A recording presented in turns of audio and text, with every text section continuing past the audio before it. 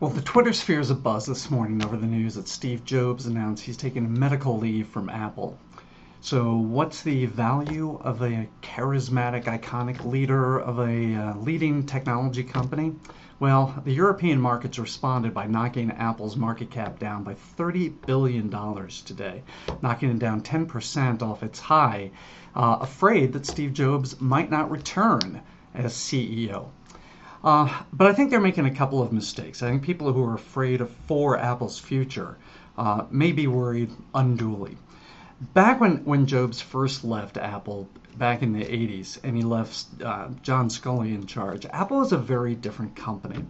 And back then, I think Apple itself was a little torn over what they were exactly. But when you look back, you can tell they were a design company.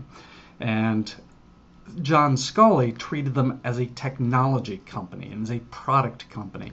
Whereas Jobs looked and said what he would like to deliver were insanely great products that were defined by insanely great user experiences. Well, John Sculley never really got that. And neither did the two subsequent CEOs to John Sculley. And they tried to drive Apple strictly from a technology perspective. Well, this time it's different. With Jobs out of the office, and hopefully for just a short term, and as a fellow transplant recipient, I hope him the best and hope he gets back to work as quickly as possible. But replacing him, it may not be easy as just replacing Jobs with another body, but they do have two senior executives in place. Tim Cook's their COO, and Jonathan Ive is their Senior VP of Industrial Design, and the two of them have worked very closely with Jobs, seem to share Jobs's affinity for design and commitment to delivering extraordinary user experiences. And as a matter of fact, Jonathan Ive was instrumental in the design and development of the iPhone and the iPad.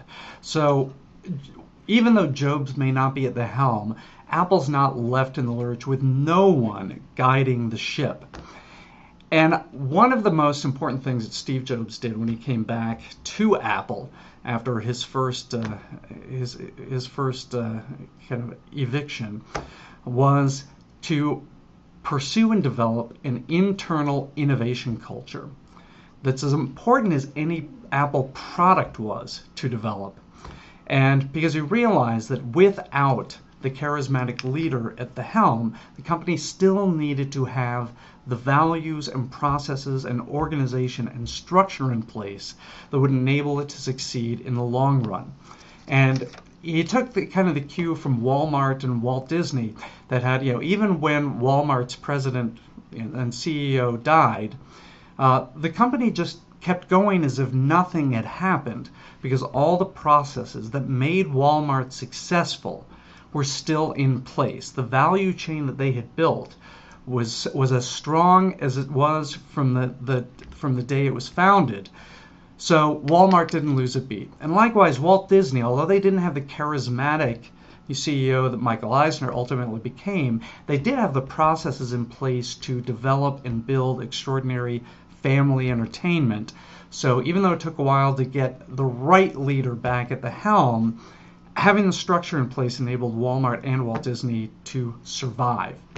Now, the other good news is that Apple has been working incredibly hard on new products and new technology, and we can tell this by the fact that the number of patents that they secured in 2010 were double the number of patents they secured in 2009. So it looks like there's a strong existing pipeline there for new products.